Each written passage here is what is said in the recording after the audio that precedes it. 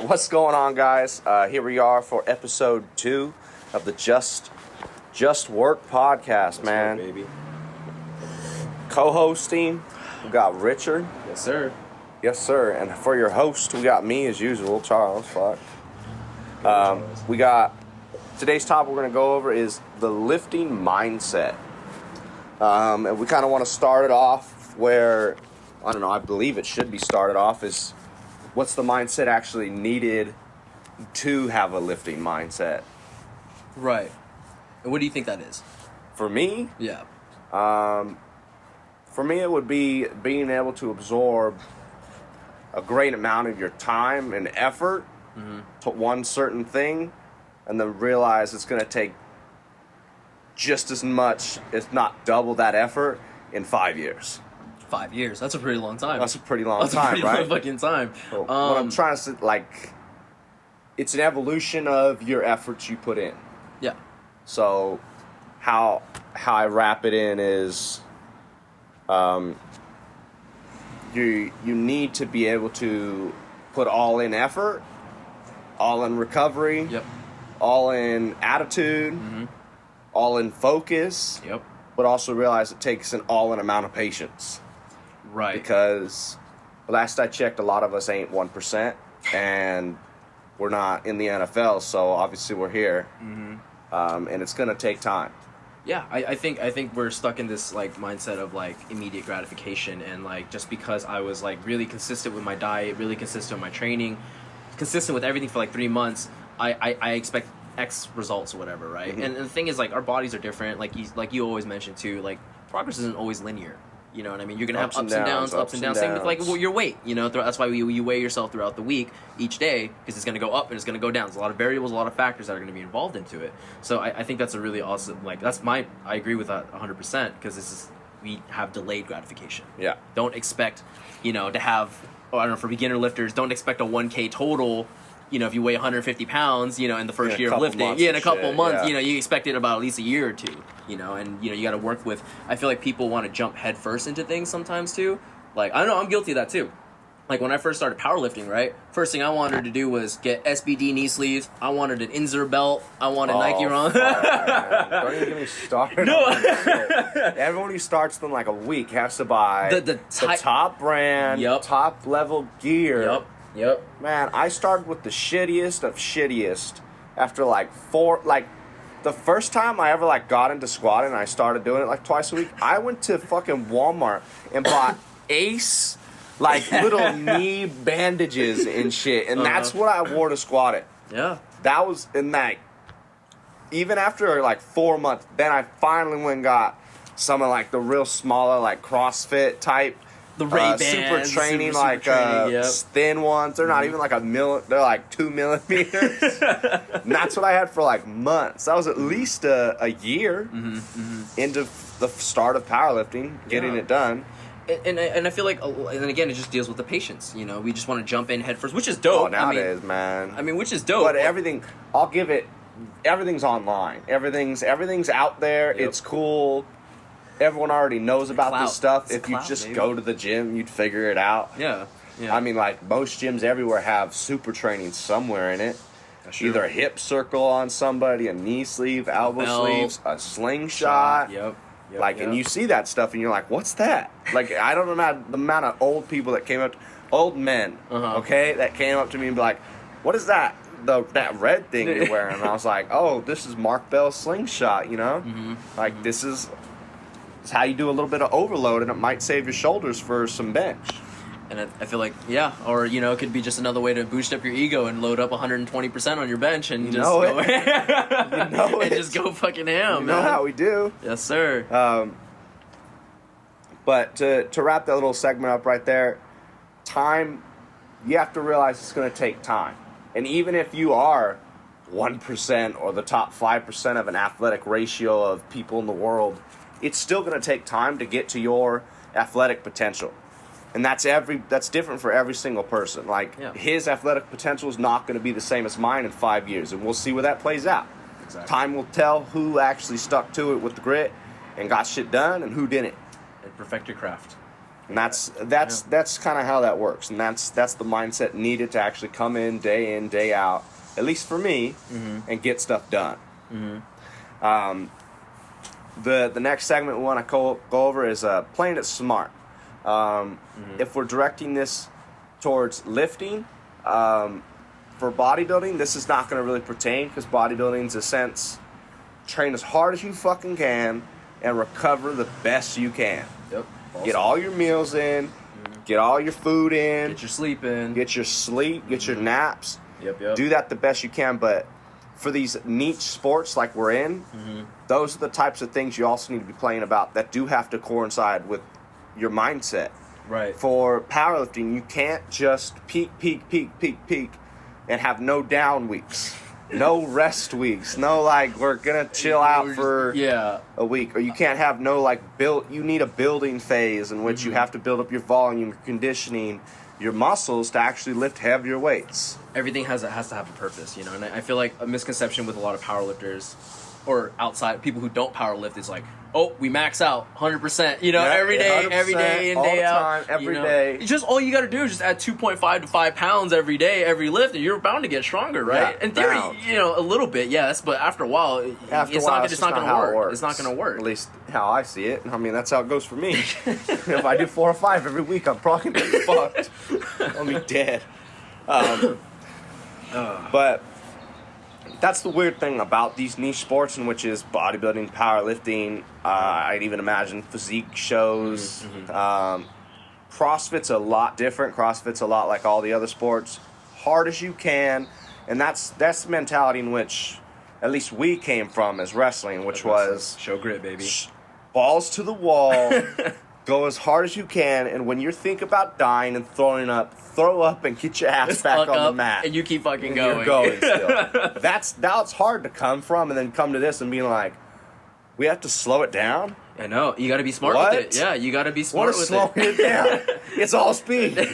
All gas. All gas, baby. No brakes. But, I mean, powerlifting is very much a sport in which there needs to be brakes put on, or you'll crash. Because you're taxing that CNS. Yeah. You know, and it's not like, I mean, of course, all the other sports, yes, you are taxing your CNS, but I feel like with powerlifting, though, I mean, dude, you're putting yourself in positions where you're loading that motherfucker up. I mean, you're pushing your body to its maximum You're giving capability. your central nervous system a shock almost constantly when you're in a peak phase. Exactly. It has to be primed and ready. Yeah. For the sense, like, you can't just load that stuff up any time of the day, all the time. It has to be prime time. Yep. And that's when you know your CNS is really getting played with. Yep. So you have to play it into accountability.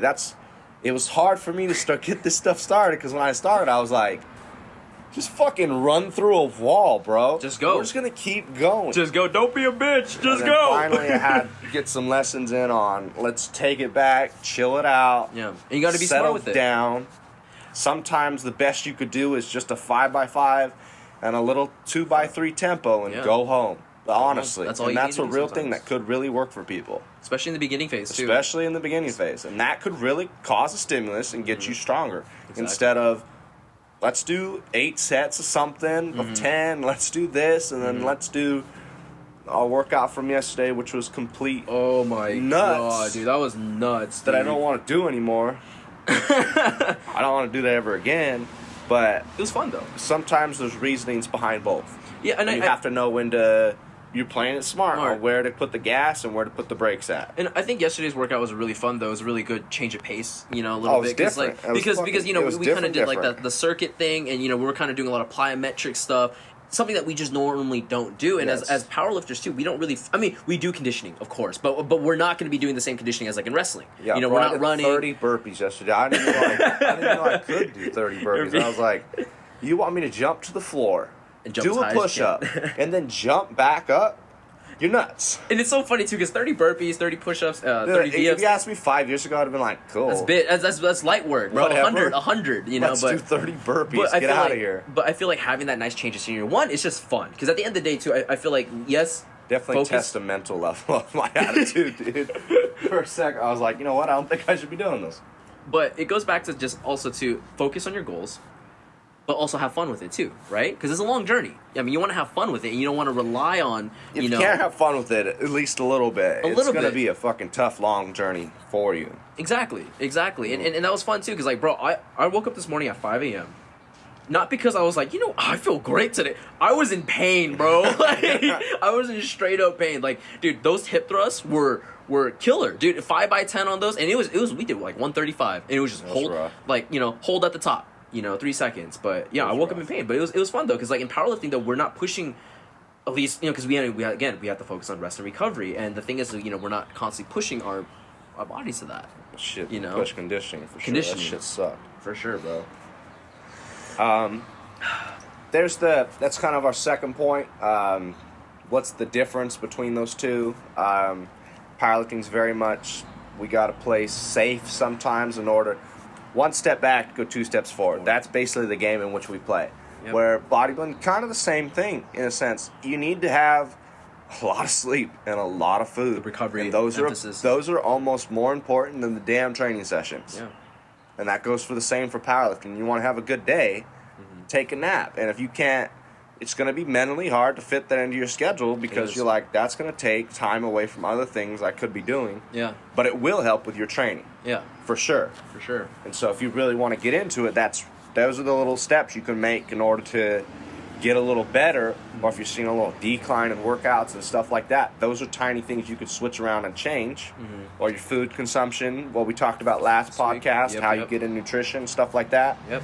Those are things you need to check in first before you start moving forward and just blaming shit that's not even correct. I feel like people really put the training sessions on a They pedestal. put training so high, yeah. and everything else is just so minimal of what's to go on. Like, your depiction of how you are in a lifter is more made in the kitchen and in a bed than it is on the fucking platform or in a weight room. Exactly. And that's the reality of how it works. Exactly.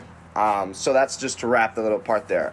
Next thing is the focus, the intent. The intent. Yes.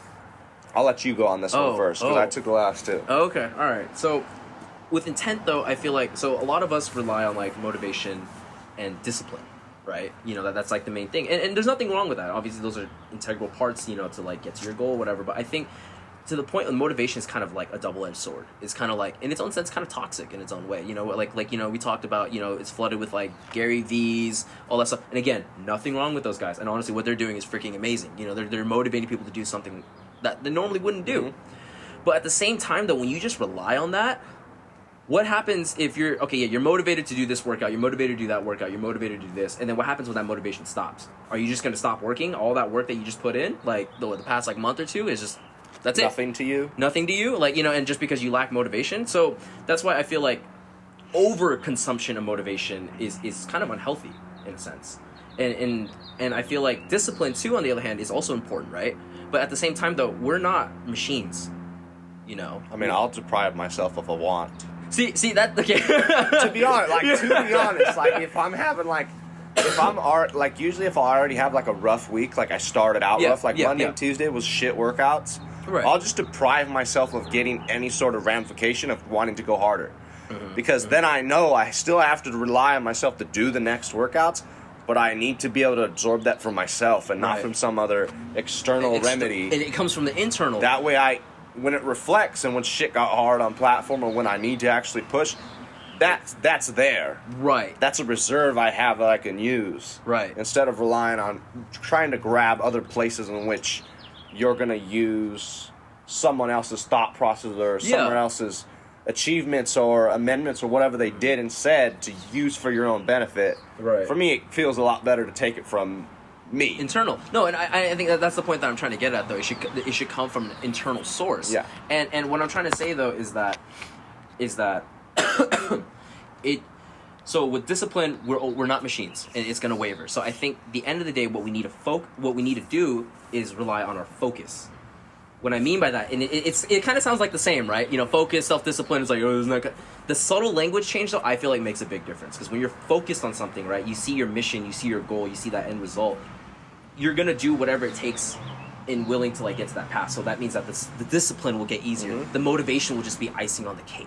You know what I mean? Because you're like, You get what I'm saying? That extra little push, but initially you actually really wanted to do what was happening. Right, because what like needed to be done. Yeah, because this is my life goal, or this is like my mission, or this is my goals that I want to achieve. Like that's therefore that. So it's just like the focus, even though like I said, it's the very same thing, but that subtle shift in language, I think, will do a lot as far as like, you know, readjusting and reframing like how you do certain things, if that makes sense. Yeah. I'm gonna go ahead and take it for a little bit of a spin here. Okay. I'm gonna use the focus analogy, or how we said the focus.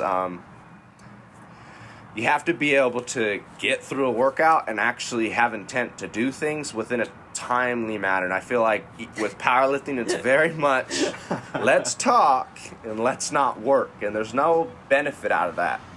To do as everyone just knew, to throw in something that happened recently, everyone just knew Half Thornton Beyonce did a 501 kg deadlift.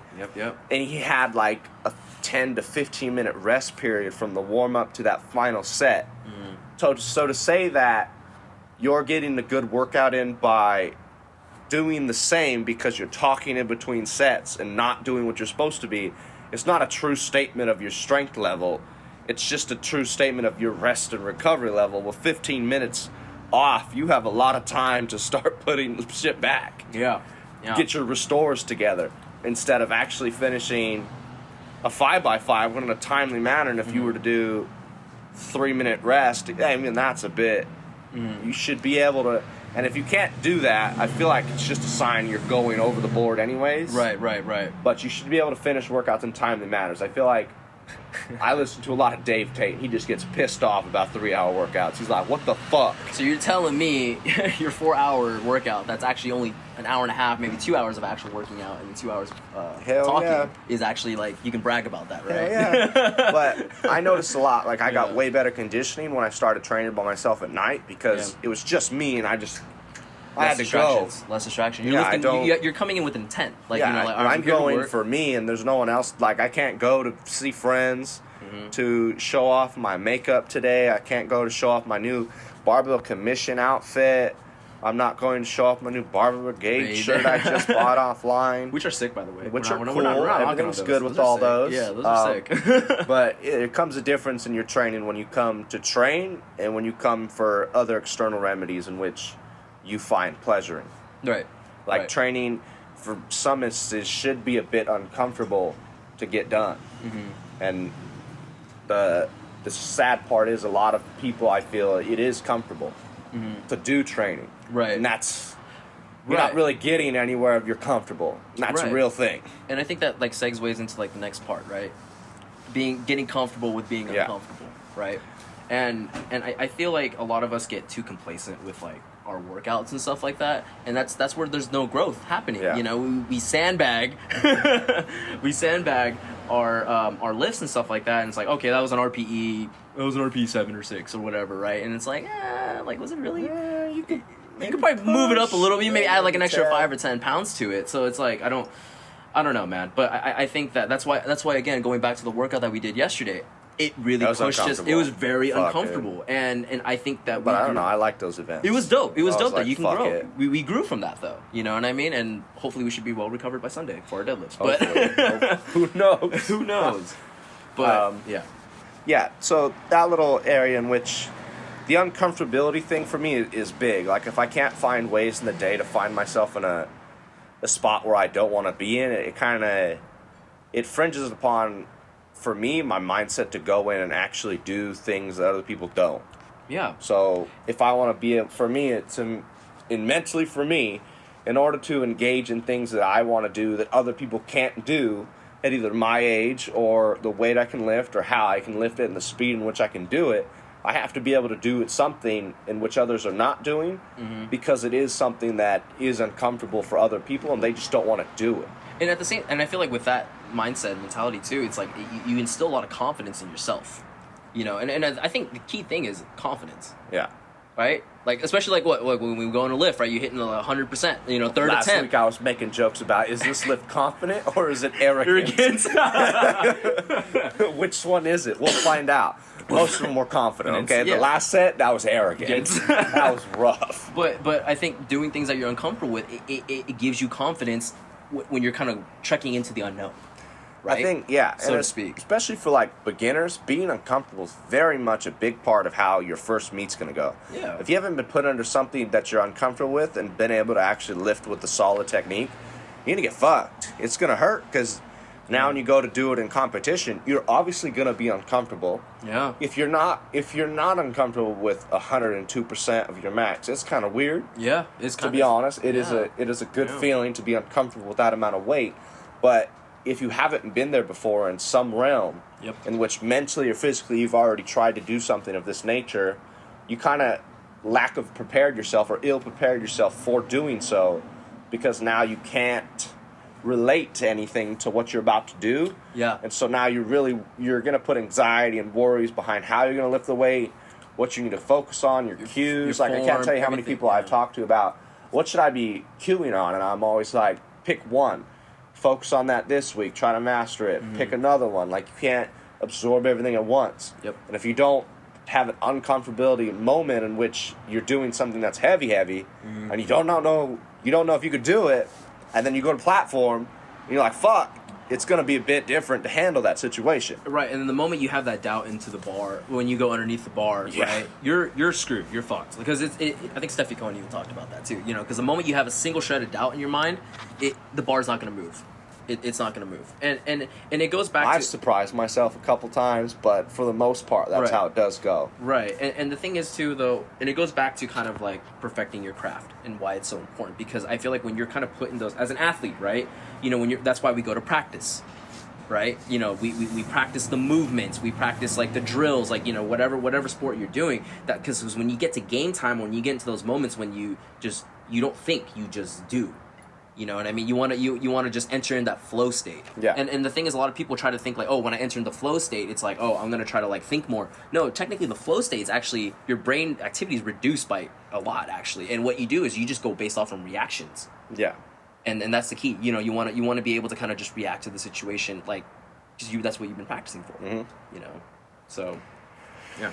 That kind of just wraps into the previous focus kind of deal. You need to be focused on your craft, like actually getting something done, but you need to be able to be, there's a reasoning for doing things, and being uncomfortable for me, at least maybe for Rich, other people, it's a very useful tool in which we can use for platform ready times if we've been uncomfortable prior. Or just mentally setting ourselves in uncomfortable places, like cold showers, ice baths, fucking being somewhere you don't want to be. I would go as far as to say somewhere you have anxiety to do so. Yeah. Even though that's tough. I know that's really tough. It's tough, yeah. But placing yourself in that position, at least holding for there, and like trying to absorb what's going on and get in that area of which you are afraid, because that's technically how it works. It's how it works. I mean, and that's why it's important to kind of just acknowledge that you do have that certain feeling in that sort of way, but it's like, okay, I see it, I hear it, I feel it, I'm just going to roll with it. Yeah. And we're just going to make the best of it. And sometimes, most of the times, what generally ends up happening, you're like, oh, it wasn't that bad. Yeah. Let's be real, right? You know what I mean? Like when you're super anxious about something, right? And then like you kind of just go in you end up doing it, and then you kind of come out the other end, you're like, oh, that actually really wasn't that bad. Yeah. And like, oh, okay, now guess what? You have more confidence coming into now. So uncomfortability equals growth. Next little topic, did we talk about the switch? The switch. What is? Actually, no, we didn't. Actually, I don't think we talked about the switch. Charles? What's the switch? So I added in the little outline here. The switch. There's a moment in which all of us have to, if we're going to do the sport or do bodybuilding or do something in which we know is going to be hard, and we just have to turn it off and go. For me, I mean, if you could pivot point places in which there were switches, it's probably for me my state record. That was probably the only time I've actually like flipped it and went. Maybe a couple squat attempts in my lifetime, but normally I've been pretty chill. But those switches really are there, and they really happen to all of us. And you have to know how to deal with that, get a switch, and learn how you manage that kind of turn off of the brain, and it's go time. It's go time. When you're fucking ammonia's to the face and you're just going for it, there's a switch in which your brain has to turn off and go. And you have to incorporate into your mindset in which that happens and how you're going to do it.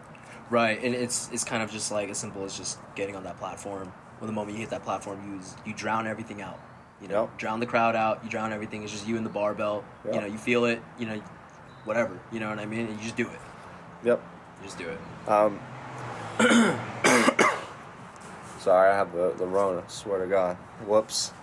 Podcast over, Podcast over, bro. You gotta stand 6 feet away from your bro. Just playing. We're not 6 feet away. This is not a safety podcast. That's rough. We're gonna get demonetized. That's all a little switch thing I want to talk about. Next little piece is be all in, but also be all not in. Right. What I mean by that is basically take into account everything that could happen good for you and everything could be great for you for your goals, your life, your skills, everything in which that goes. Think about it in a great way, and then also flip it around and think about it in the worst way possible could happen. To be able to, for me, this is what I do, and to be able to unattach my emotions from areas in which I have to get focused, flip a switch, and get shit done, like the pivot points. The opportunities in which are presented in which it is, this is the one, and if we make or break us. Right. I go over that in my head to make sure that I've already went through both ways this can go, and I can be okay with both ways in which it can land, but I can detach my emotions from what I need to do, which is work. Right. When you talk about pivoting, it's just learning about how to adapt to your situations and like don't get too attached to things. You know what I mean, right? Is that kind of what I'm hearing right now? Yeah. I think that's important too, because I feel like when emotions get tied in too much to things, it kind of makes things like kind of messy, right? Puts the jitters on. Puts the jitters on, yeah, and then puts a little bit of effort. You get to for all the overthinkers out there, because I know I'm one too. It's just like sometimes you just gotta just detach yourself from it and just do it. I can't stress how important that is. Is that all we got on that one right there? I think so. Yeah. Be all in, but not be all in. That was just a little topic we kind of throw in. Yeah. That's more like a little bit of my philosophy on going in through shit. It helps. It does. It really does help. It does. I can't tell you how many times I've been under some weight that I'm like, this should be pretty challenging, and I can just detach myself from the idea that it is challenging. Or that it's going to crush me. Or that it's going to crush me. My last thing is, we were going to talk about one other thing, right? What were we going to talk about? What was it? Jog my memory here. We had it going prior. This is why we got to film prior, but was that the? Oh, it's the why. The why. Is that that's what it was? I think that's what it was. Yeah. So I think at the end, it's kind of like encapsulate all this, right? I think it's important to kind of establish your why. Why are you doing things, right? Because I think it's always important. Why do you walk into the gym and get shit done? Is it to look good? Is it to get girls? Is it it's a fair game to say that's a lot of people. Hey, to be real though, that's how when I first started lifting, that was when I was like 12, 13, I was like, I'm gonna get hella girls, like ha ha ha, you know? Lies in that statement. Yeah. Lies. Yeah, but you know, and then eventually though that why eventually grew into something more, you know, meaningful in the sense of like, I'm doing this for me. Yeah. You know, and this is something that I want to do for my health and for my mental health, you know, physical and mental health. But I think establishing your why is so important because you don't want to just come in there doing it and not knowing what the fuck you're doing. Yeah. Like why you're doing it, I mean. You know, that's why I feel like it's ill important. intent. With no intent. There's no intent. And I feel like that's why something. It's important to be inquisitive and kind of like always question things. Like we talked about last week, how like we should always be questioning. If you have a question about your program, we always ask, why am I doing this? Why am I doing? There's always has to be a purpose to things. Mm-hmm. You know, you don't want to be a fucking sheep and just follow. You know, you gotta be a ram. Ram shit. Fucking wolf. Yeah. But whatever you want to be. I guess to kind of like wrap things up though, like to give you guys something a little bit tangible though, I feel like, you know, mindset, motivation, all that stuff, really important. Focus, really important. But I think the main thing is like now how can we apply that? How can I apply this in my life? Right? Yeah. And I think ways to do this and the ways that I'm doing it is accountability, having an accountability partner. You know? Mm-hmm. Like for me, for an example, I hate getting up early in the morning. I absolutely hate getting up. Like I have to get up at 6 o'clock in the morning because like I just want to just be. You got an accountability partner. I have an accountability partner just to get me up at 6. I get up at 6 and I text, I'm up right now. And if I miss that, there's going to be some sort of consequence to that. You know what I mean? And obviously you guys don't have to go as like as far as I do, but like what I'm trying to say though is like when you have someone there to kind of like tell you to kind of keep you in check, things get a lot easier for you. Mm-hmm. You know what I mean? Like yesterday when when we were like, okay, like I don't want to do these burpees, but like Rich is doing it. I laid down. I was like, yo, yeah, Rich is gonna do these burpees, so fuck. I ain't gonna be a bitch. I ain't gonna be a bitch. No. I gotta get these burpees done. No, exactly. So that's why I feel like having accountability is so important, and you know, so having that accountability partner is important too. And also for me, what I found worked for me is public accountability too. Mm-hmm. You know, like to be transparent, like, you know, when I was like documenting my whole entire journey for meat prep from, I don't know, like December all the way up till March, my nutrition, my training, every aspect of everything, like my mental health, everything was sound because I was documenting everything. I'm not saying this to kind of show off and like, no, but it's just public accountability, you know what I mean? And like when I was showing everyone what I was doing, right, everything was on point. Because like, you know, as a coach, I'm not going to just tell people, here, do this, and I'm not going to do it myself. I lead by example. Yeah. You know? But now when I fell off the wagon, because I'm not going to lie, being vulnerable, You might want to fix that. being vulnerable, Take two. being vulnerable, right, I kind of went through a rut in March and April, and I'm trying to get back to it in May. And when I wasn't documenting those stuff, like my progress, my journey, I slacked. Because I'm like, I have nothing to hold me accountable to. Like, you know, and again, I understand, like, not everyone wants to be, like, a public figure and broadcaster shit. That's why I feel like it's important to have that partner. You know, it's as simple as a text. You know, like, hey, did you get up? Hey, did you do your workout? Did you do what you need to do? Did you do what you need to do today? You know? So I guess that's, like, something, like, a little bit tangible to give you guys, I guess. To provide a bit of context, would you be okay with sharing, like, what is your why? What is my why? Yeah. What is my why and what, Go into that. Yeah, what is your why and lifting? what? In lifting? In life, lifting, what's both, if you'd like to go over both. Shit, just Alright, hit him with it. alright, hit 'em Provide with a it. bit of context in which Yeah, okay. someone could actually look within themselves and find theirs too. Because to be able to say it out loud is a bit different than just holding it in. Of course. Yeah, no, agreed. So I have a couple whys, but to kind of narrow it down a little bit, for me is like, I want to be able to be financially free to provide for like my parents, to give them a nice, comfortable retirement. They sacrificed a lot for me, and I want to make sure that they're safe and sound and secured. You ain't done until your mama's house is paid for. Yeah. End of story. And I guess that's my external why. That's a fucking real why, though. That's a good fucking why. It is, and I think that's important too, to have your why serve others too as well, because like when it comes to ourselves, yes, but I think when you're serving, when you repurpose your why to serve someone else, I think there's more passion and more drive to it. You know what I mean? And of course, I'm not saying that put more backs on. There's more backs, exactly. It's bigger than yourself. Yeah. It's like, you know, you talked about earlier, and for me, I guess my personal why is I want to live the happiest life that I can live, because we only get one life. Yep. Time is invaluable. You know, Yep. it's that's why it's important.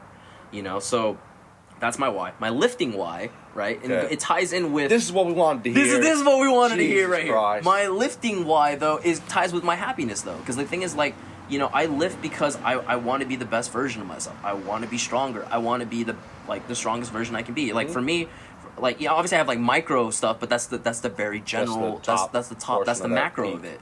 You know, and yeah, that's what makes me happy. And like that's why when I come to the gym, I don't dread it. I want to do it. You know, and again, I'm focused. Like, you know, and for an example, when I was meat prepping, I wanted to go for a 440 squat. And that was my goal. Like, I was focused on that goal. I'm willing to do whatever it takes. So even on those days when I was like, fuck, man, I really don't want to, go tired. here and work. I got 3 hours of sleep. Life happened. Fuck. Yeah, I got 3 hours of sleep. I'm working as a grad student, and I was working like 2 or 3 jobs at the time. You know, it's like sometimes you just don't want to fucking do shit. Or I don't want to spend 4 hours meal prepping. You know, because God knows who wants to fucking cook for 4 hours. You know what I mean? Wants to do that. And A lot of people. Some people actually. Some people do. Okay, Let me rephrase that. Me personally, though, I don't like doing that. You know, so that's why it's important to to hire people. somebody. There's a lot of people. See, I don't have money like that though, so it's pretty expensive. It's pretty expensive. There's some cheaper ones out there. But again, that's why I feel like, going back to it though, it's important to establish your why, because it's gonna override your motivation. That motivation, you know, the discipline, because it will come with, like, the focus, the discipline will come, and the motivation will come as icing on the cake, and you're just gonna get to your goal even faster with that motivation. You know what I mean? Yeah. But yeah. So wait, hold on. So I talked about my why. Ooh, shit. What's your why? So my why is it's not complex at all, I don't believe. I guess coming down from doing, what was it, either 6 or 7 years of wrestling in high school, and like really pouring everything you got into it, everything you got into that program, and then right at the end there, it was a drop off, and it was, well, to put it simple, I failed. So for me, my why in lifting is I know it's something I'm halfway decent at. I have a little bit of a talent at it. I mean, at least. I didn't show up 5-10%. benching the bar and shit. I just fucking showed up with some weight. But I know a direction in which I can pursue, and I know it makes me happy to do what I do and like lift heavy weights, get things done, bench. Like I could give a shit about squat and deadlift, but that's part of a total. So fucking here we go. Here we go. Can't be a one trick, bro.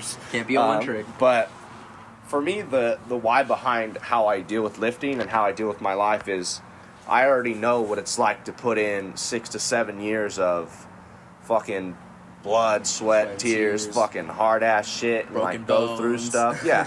and then I know what it is to lose right at the end and have to reflect real quick and be like, I can pinpoint every day in which was not enough. Yeah. And that's a real, like, if you go on to what Gary Vee says, I know the regret part of fucking shit really hits me in an area in that I'm just like, yeah, I can't let the same repetitiveness happen here. Yeah. And so my why behind lifting in life is I already know what regret does to me as an individual, because I've lost. I've poured a hell of a lot of work into something, and then every moment in which it mattered, blew it. Yeah. Blew it. That's an investment, bro. 7-8 years. And just to kind of see. Mentally, it's an investment, too. And I'm not saying I didn't gain anything from those areas of life, but I'm saying the reason I put everything into this is I'm not going to sit here again and be like, I lost. Right. I won't. Yeah. That's not how it'll go for me. I know that because I know every pinpoint and turn in which I was like, fuck, didn't do enough there, didn't do enough there, didn't do enough there, didn't do enough there. Right, and I think that's important, too, to kind of like, even though I'm not going to say nothing, right, because you did gain something out of it, right, but it just wasn't what you wanted. Yeah. And again, it goes back to pivoting.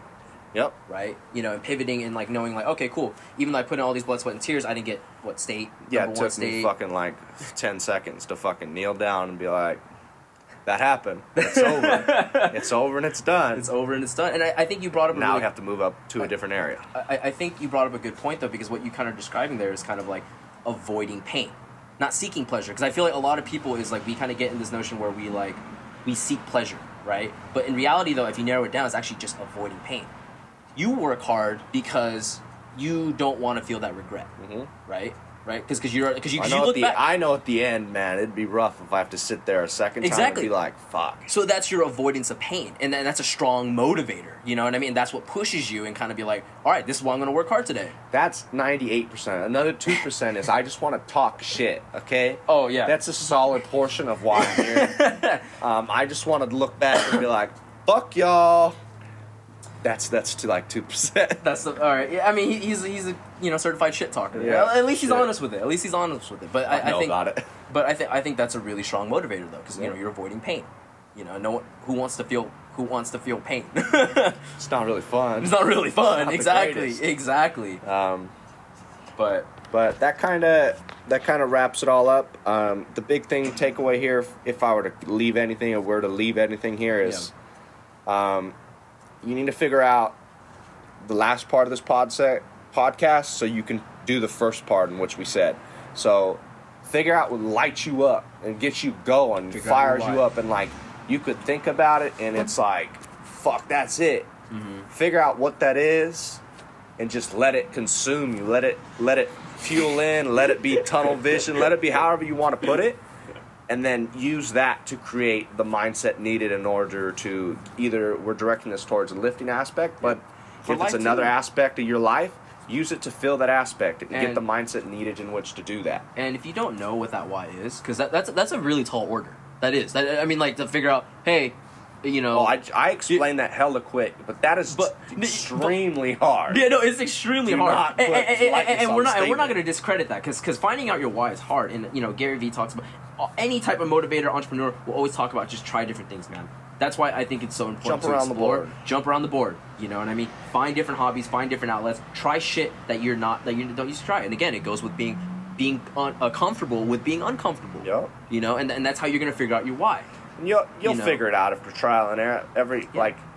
Same thing I just talked about. Like you'll know because in areas in which you could go a little harder, you'll know if it's not your why because you'll stop. Yeah, and the thing is too, and there's nothing wrong with that. Yeah, it's just that's not what lights you up. Or it doesn't light you up anymore. There could be multiple different things in your lifespan that happen to be at that point in different time. motivators or different reasons why you want to do something. And the thing is too, I feel like don't feel pressured to kind of figure that out. Like I need to have it figured out. Like it could take Don't 10 put years. a time limit on which you have to figure that shit out. Yeah, because if you're really like truly being honest with yourself, if you're actually doing the work, right? Like really trying to put in the work and stuff like that, it will come. Yep. And instead of like you know what I'm talking about. Right? When some people, I'm doing the work, they're kind of just coasting along. You get what I'm saying? You're doing the work. You're doing the work, but you're not really putting it. You know, it's gonna take a little bit longer. But I'm Yeah. talking about if you're really truly dedicated, trying to find your why, trying to like you're really putting the work, the time, the effort, the resources, the commitment. It will come eventually. It will come. You just you got to be patient with it. Patient. This whole Patience. thing kind of wraps in together. Patience. To kind of end it off right there, we kind of chose this as the second podcast because, I mean, the first one, we kind of want the podcast to go into a meaningful direction. So, Of course. we're hitting topics in which we know are kind of on the back burner, but are very powerful to get what we need done in our day-to-day lives as lifters, And it's just human beings. as man. human beings in a sense. So we chose mentality and food and nutrition for the first couple. That's life, bro. Because Food is those life. are those are a big part of how you're gonna lift, how you need to lift, Yep. and how your lifting goes. Yes, sir. And how your life goes. Yeah. All together. All in a nutshell. All in a nutshell. But if you guys do have any suggestions or any topics that you guys want us to cover, please feel free to let us know. Either DMS, comment, do whatever you want to do, and we'll look it over and we'll see. You know, I'm pretty sure there would be some pretty interesting stuff. Yeah, and we'll be gladly to go over those. Yep.